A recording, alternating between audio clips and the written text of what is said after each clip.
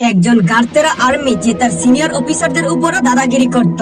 সে এতটাই ভয়ঙ্কর ছিল যে তার সাথে ঝামেলা মানেই নিশ্চিত মৃত্যু। এবার সেই আর্মির সাথে ঝামেলা লাগে আন্ডারওয়ার্ল্ডে নাম করা কিছু মাফিয়ার। এরপর সে এমন তাণ্ডব চালায় যে পুরো আন্ডারওয়ার্ল্ড কাঁপতে শুরু করে। তো এরপর ওই লোকটার সাথে আসলে কি হয়েছিল সেটা জানতে হলে সম্পূর্ণ ভিডিওটা দেখতে হবে। তো চলুন আর বেশি কথা না বলে ভিডিওটা শুরু করি। তো মুভির শুরুতেই দেখা যায় একটি বিল্ডিং এর পার্কিং লটে একটি দামি বিএমডব্লিউ গাড়ি দাঁড়িয়ে আছে। গাড়ির ভেতরে শান্তভাবে বসে আছে গল্পের নায়ক, আর তার নাম হলো ফ্রাঙ্ক। গাড়িতে ঠিক 9:40 বাজতেই সে প্রথমে সিট বেল্ট পরে, এরপর হাতে গ্লাভস পরে গাড়ি স্টার্ট দেয় এবং ধীরে ধীরে পার্কিং লট থেকে বের হয়ে আসে। তাকে দেখে বোঝা যায় সে কোনো জরুরি কাজে যাচ্ছে, তবে তার কোনো তাড়াহুড়া নেই, কারণ ফ্রাঙ্ক সব কাজ সময় মেনে করে। 20 মিনিটের মধ্যে সে একটি ব্যাংকের সামনে পৌঁছে যায়। ঠিক তখনই একদল ডাকাত ব্যাংকের ভেতর থেকে বেরিয়ে আসে, তাই সঙ্গে সঙ্গে ব্যাংকের সিকিউরিটি অ্যালার্ম বেজে ওঠে।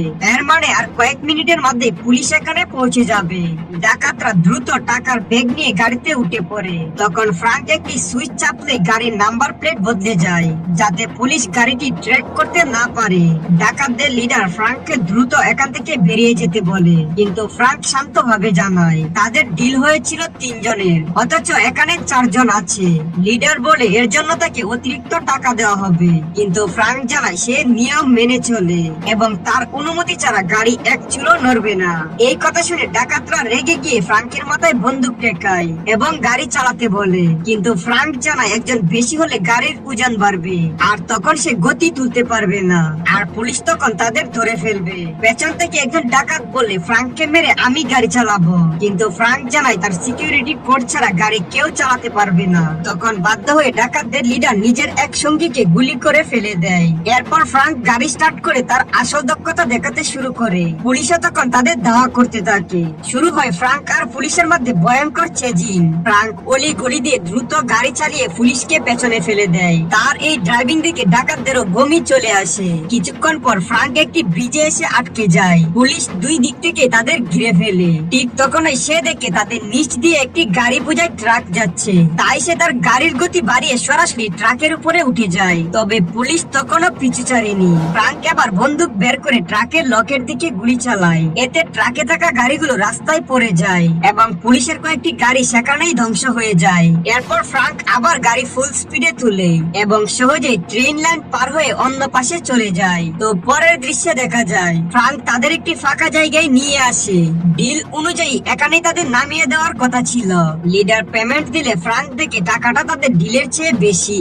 লিডার জানায় এটা অতিরিক্ত দিয়েছে এবং এর বদলে নিরাপদ জায়গায় পৌঁছে দিতে বলে, কিন্তু ফ্রাঙ্ক স্পষ্ট জানায় তার মিশন শেষ, নতুন কোনো ডিল হবে না। আর এখন আমরা বুঝতে পারি ফ্রাঙ্ক একজন ট্রান্সপোর্টার। টাকার বিনিময়ে মানুষ বা জিনিস এক জায়গা থেকে অন্য জায়গায় নিরাপদে পৌঁছে দেওয়াই তার কাজ। ডাকাতরা চলে গেলে ফ্রাঙ্ক আবার একটি বাটন চেপে গাড়ির নাম্বার প্লেট বদলিয়ে ফেলে এবং সোজা তার বাড়ি ফিরে যায়। সে সমুদ্রের ধারে একটি ছোট বাড়িতে একা থাকে। জানা যায় ফ্রাঙ্ক আগে একজন আর্মি অফিসার ছিল, কিন্তু সিনিয়র অফিসারদের সাথে বেয়াদবি করায় তাকে সাসপেন্ড করা হয়েছে। রিটায়ার করার পর থেকে সে ট্রান্সপোর্টারের কাজ শুরু করে। পরদিন সকালে টিভিতে খবর আসে ডাকাতদের সেই দলটি ধরা পড়েছে। পালানোর সময় তাদের গাড়ি অ্যাক্সিডেন্ট করায় পুলিশ সহজেই তাদের গ্রেপ্তার করে। কিছুক্ষণ পর ফ্রাঙ্কের বাড়িতে আসে তার পুলিশ অফিসার বন্ধু ড্যানিয়েল। সে জানতো না যে ফ্রাঙ্ক মাঝে মাঝে বেআইনি কাজ করে। কালকের ব্যাংক ডাকাতিতে একটি কালো বিএমডব্লিউ ব্যবহার করা হয়েছিল, তাই ড্যানিয়েলের সন্দেহ হয়, কারণ ফ্রাঙ্কের কাছে এই একই মডেলের একটি গাড়ি আছে। তাই সে তার গাড়িটা পরীক্ষা করে, কিন্তু কোনো প্রমাণ পায় না, কারণ ফ্রাঙ্ক আগেই সব পরিষ্কার করে রেখেছিল।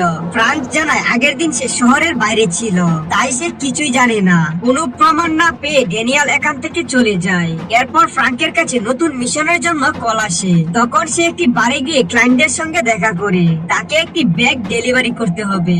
ব্যাগটির দৈর্ঘ্য ছিল 1 মিটার এবং ওজন ছিল 50 কেজি। ফ্রাঙ্কের কিছু নিয়ম ছিল। সে কখনো জানতে চাইতো না ব্যাগে কি আছে বা কাকে দিতে হবে। শুধু ঠিকানা পেলেই সে হাই সিকিউরিটিতে ডেলিভারি করত। সে এই কাজের জন্য 10 লাখ টাকা চায় এবং অর্ধেক অগ্রিম আর বাকিটা ডেলিভারির পর দিতে হবে। তো পেমেন্ট পেয়ে সে পরদিন ব্যাগ নিয়ে রওনা দেয়, কিন্তু কিছু দূর যাওয়ার পর গাড়িটার টায়ার পাঞ্চার হয়ে যায়। ডিকি খুলে টায়ার বদলাতে গিয়ে সে খেয়াল করে ব্যাগের ভিতরে কিছু সবকিছু নড়ছে। ফ্র্যাঙ্ক বুঝে যায় ভেতরে একজন মানুষ আছে, কিন্তু তবুও সে ব্যাগ খুলে না, কারণ সে নিয়ম ভাঙতে চায় না। তাই সে টায়ার ঠিক করে আবার যাত্রা শুরু করে। আর তখন তার ডেলিভারি পয়েন্ট ছিল প্রায় 250 কিলোমিটার দূরে। কিছু দূর যাওয়ার পর তার মনে হয় ব্যাগের ভেতরে থাকা মানুষটাকে কিছু খাওয়ানো দরকার। তখন সে প্রথমবারের মতো নিয়ম ভেঙে ব্যাগটি খুলে দেখা যায় ব্যাগের ভেতরে একটি মেয়ে ছিল, যার নাম লাই। আর ফ্রাঙ্ক তখন ছুরি দিয়ে তার মুখের টেপ কেটে ফেলে, তারপর তাকে জুস খেতে দেয়। কিন্তু লাই তখন পালানোর চেষ্টা করে। ঠিক সেই সময় সেখানে দুজন পুলিশও এসে পড়ে। ফ্রাঙ্ক তখন লাইকে একজন পুলিশের উপর ছুড়ে মারে, আর অন্য পুলিশটি তাকে আটকাতে এলে ফ্রাঙ্ক দ্রুত দুজনকে কাবু করে ফেলে। এরপর সে লাই সহ পুলিশদেরও ডিকিতে ভরে দেয়। দীর্ঘ যাত্রার পর সে ডেনি নামে একজন মাফিয়ার ডেরায় পৌঁছায়। এই ব্যক্তির মালিক ছিল ডেনি। মিশন শেষ হয়, ডেনি তাকে পুরো পেমেন্ট দেয়। ফ্রাঙ্কের কাজ পছন্দ হয়, ডেনি তাকে আরেকটি ব্রিফকেস ডেলিভারি করার প্রস্তাব দেয়। এতে ফ্রাঙ্কও রাজি হয়। এরপর টার্গেট লোকেশনের পথে সে মাঝখানে খাবার খেতে একটি হোটেলে ঢুকে, কিন্তু গাড়ি থেকে নামার কিছুক্ষণ পরই হঠাৎ বিস্ফোরণ ঘটে। তখন ফ্রাঙ্ক বুঝে যায় সবকিছু ডেনিরই কাজ। তার মাথা গরম হয়ে গেলে সে ডেনিকে শেষ করতে সরাসরি তার ডেরায় চলে আসে। এদিকে ডেনির লোকজন সেখানে আড্ডা দিচ্ছিল। ফ্রাঙ্ককে দেখা মাত্রই তারা তার উপর এলো পাতারি গুলি চালায়, কিন্তু ফ্রাঙ্ক কভার নিয়ে একে একে সবাইকে কাবু করতে থাকে। ফায়ারিং এর শব্দ শুনে লাই বুঝে যায় ফ্রাঙ্ক অ্যাকশনে নেমেছে। লাইকে পাহারা দেওয়া লোকটি বাইরে কি হয়েছে দেখতে গেলে সেই সুযোগে লাই নিজের বাদন খুলে বেরিয়ে আসে। এর মধ্যে ফ্রাঙ্ক ডেরার সব লোককে হারিয়ে দেয়। তার সামনে থাকা সব শত্রুকে সে খুব সহজে শেষ করে দেয়। কিন্তু ড্যানিকে না পেয়ে ফ্রাঙ্ক লাইকে উদ্ধার করে এবং ড্যানির একটি গাড়ি নিয়ে তাকে বাড়িতে পৌঁছে দেয়। সিন বদলালে দেখা যায় ড্যানি হাসপাতালে আছে, কারণ ফ্রাঙ্কের মার খাওয়ার পর তার একজন লোক এখনো বেঁচে ছিল। আর সে যখন জানায় ফ্রাঙ্ক একাই সবাইকে মেরেছে, তখন রেগে গিয়ে ড্যানি তাকেও মেরে ফেলে। অন্যদিকে ফ্রাঙ্কের বাড়িতে আবার ড্যানিয়েল আসে, কারণ কাল রেস্টুরেন্টের সামনে যে গাড়িটি বিস্ফোরণ হয়েছিল সেই ঘটনাটা নিয়ে সে তদন্ত করছিল। ড্যানিয়েল জানায় সে সেদিন ফ্রাঙ্কের গাড়ির নাম্বার দেখেছে এবং মনে হয় সেটাই ফ্রাঙ্কের গাড়ি। ফ্রাঙ্ক বলে, হ্যাঁ, সেদিন আমি ওই এলাকায় কাজের জন্য গিয়েছিলাম, তবে গাড়ি পার্ক করে মার্কেটে যাওয়ার পর ফিরে এসে দেখি গাড়িটি চুরি হয়ে গেছে। এই কথা শুনে ড্যানিয়েলের সন্দেহ হয়। সে জিজ্ঞেস করে তাহলে সে কিভাবে বাড়ি ফিরলো। এই প্রশ্ন শুনে ফ্রাঙ্ক একটু ঘাবড়ে যায়। তখন লাই বলে সে ফ্রাঙ্ককে তার গাড়িতে করে বাড়িতে পৌঁছে দিয়েছিল। এটা শুনে ড্যানিয়েল আর কিছু না বলেই সেখান থেকে চলে যায়। এরপর ফ্রাঙ্ক ও লাই কথা বলার সময় হঠাৎ একটি মিসাইল এসে ফ্রাঙ্কের বাড়িতে আঘাত করে। এতে তারা দুজন গুরুতর আহত হলেও কোনো মতে বেঁচে যায়। এই হামলাটি করেছিল ড্যানির লোকজন। তারা ফ্রাঙ্ককে মেরে লাইকে উদ্ধার করতে চেয়েছিল। মিসাইল হামলার পর তারা বাড়ি মেশিন গান দিয়ে ফ্রাঙ্কের বাড়ির উপর টানা গুলি চালাতে থাকে। তখন ফ্রাঙ্ক আর লাই খবর নিয়ে নিজেদের বাঁচায়। এরপর তারা আবার একটি মিসাইল লঞ্চ করে ফ্রাঙ্কের বাড়িতে আঘাত হানে, কিন্তু ফ্রাঙ্ক তখন বুদ্ধি করে বাড়ির নিচে থাকা একটা সেফ ফল্টে নেমে যায়। ড্যানির লোকজন ভাবে এই হামলায় ফ্রাঙ্ক মারা গেছে, কিন্তু ফ্রাঙ্ক আর লাই অক্সিজেন সিলিন্ডার ব্যবহার করে সাঁতার কেটে মূল ডেরায় পৌঁছে যায়। এটি সে জরুরি পরিস্থিতির জন্য তৈরি করে রেখেছিল। সিন বদলাতেই দেখা যায় তারা দুজন পুলিশ স্টেশনে এসেছে। ড্যানির ব্যাপারে বিস্তারিত তথ্য জানার জন্য তারা সেখানে যায়। ফ্রাঙ্ক কৌশলে ড্যানিয়েলকে বাইরে পাঠিয়ে দেয়, আর এই ফাঁকে লাই তখন ড্যানিয়েলের কম্পিউটার থেকে ড্যানির সব তথ্য বের করে ফেলে। সেখান থেকে বের হয়ে ফ্রাঙ্ক লাইকে জিজ্ঞেস করে ড্যানি কেন তাকে মারতে চায়। তখন লাই জানায় ড্যানি চোরাচালানের আড়ালে মানব পাচার করে। খুব শীঘ্রই সে চীন থেকে 400 মানুষকে জাহাজে করে বিভিন্ন দেশে পাচার করবে, তবে কোন কন্টেনারে তাদের রাখা হয়েছে সেটা শুধু ড্যানি জানে। এরপর লাই ফ্রাঙ্ককে সাহায্য করার জন্য অনুরোধ করে। ফ্রাঙ্ক যখন জানতে পারে ড্যানির কাছে এতগুলো সাধারণ মানুষ জিম্মি আছে, তখন সে সিদ্ধান্ত নেয় তাদের বাঁচাবে।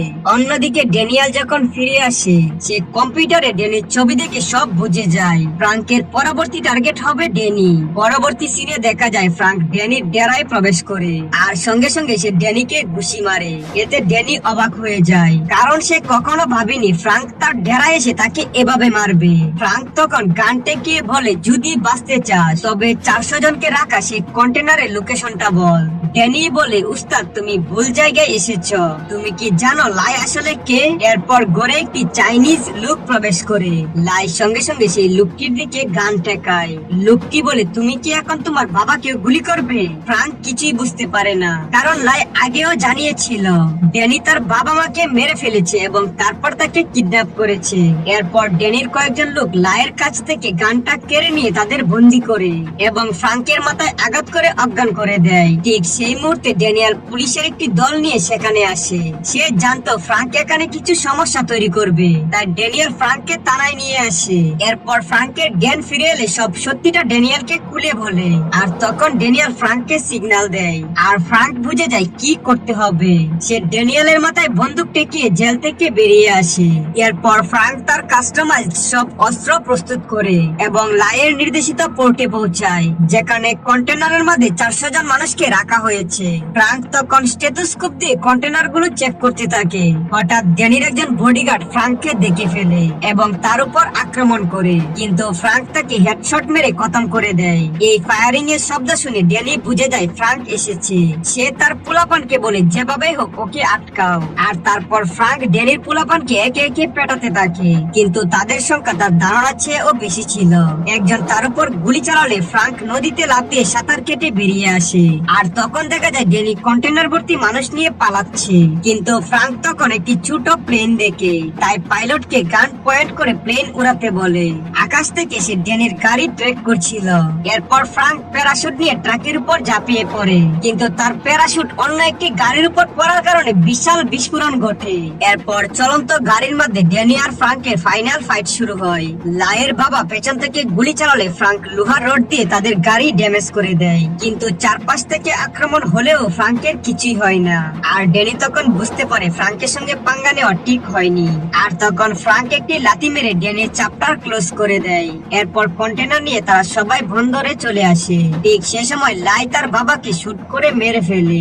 আর শেষ দৃশ্যে দেখা যায় ড্যানিয়েল পুরো পুলিশ ফোর্স নিয়ে সেখানে আসে এবং কন্টেনারে থাকা মানুষগুলোকে রেস্কিউ করে। আর এই দৃশ্যের মাধ্যমে আজকের মুভিটি শেষ হয়ে যায়। তো বলো ভিডিওটা কেমন হয়েছে? যদি ভালো লেগে থাকে তাহলে অবশ্যই ভিডিওটিতে একটি লাইক দিয়ে চ্যানেলটিকে সাবস্ক্রাইব করে দিবেন।